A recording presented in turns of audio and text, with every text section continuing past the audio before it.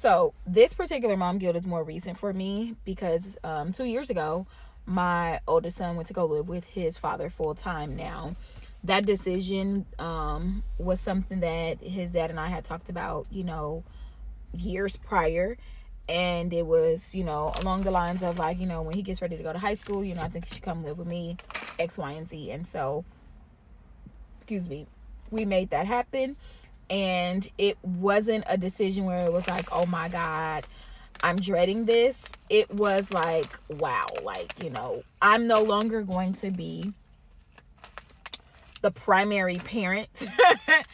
And of course, I've had to learn how to relinquish control, but also trusting that exactly what my son needs, he's going to get. And that doesn't mean that I am no longer an active part of his life. It just means that he is no longer going to be under my roof as he was before.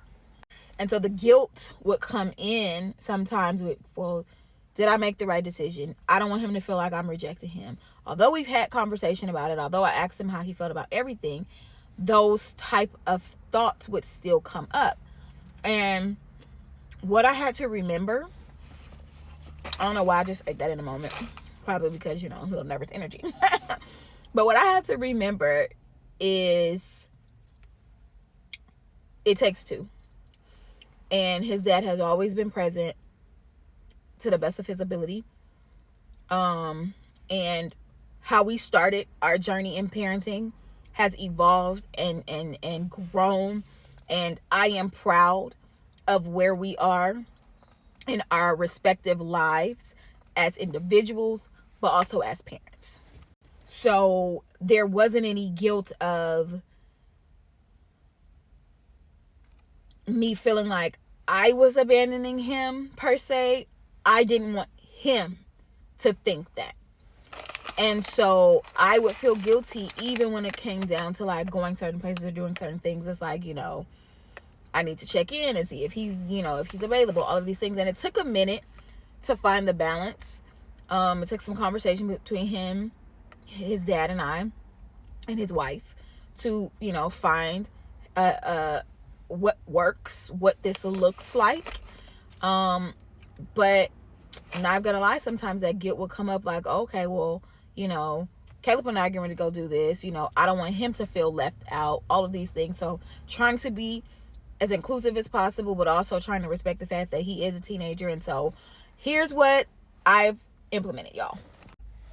Between his busy schedule and my schedule, there has to be intentionality. And so what we do is we do a breakfast spot or a brunch spot or sometimes a dinner.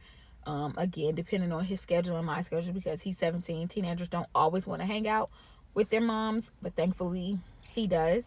And so he and I will have dates. Now, we used to do that when he was way younger. And then after having my second son, things just kind of started to be incorporated. And I had to realize, actually, you have to be intentional with keeping things separate, but also being able to bring them together, because they both need different things and they're both at different stages in their life and they both require something different from you.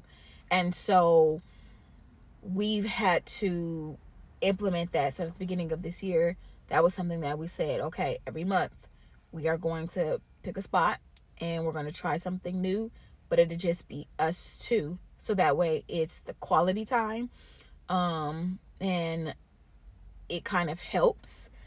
And then I had to, honestly, because you can fall into this whole routine sometimes of, I'm there, he's there, he knows I'm present, where you're not as,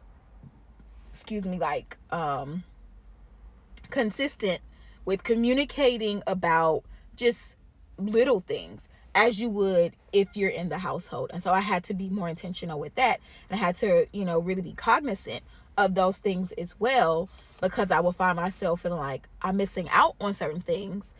But it will take more because, again, he's not in the household like that.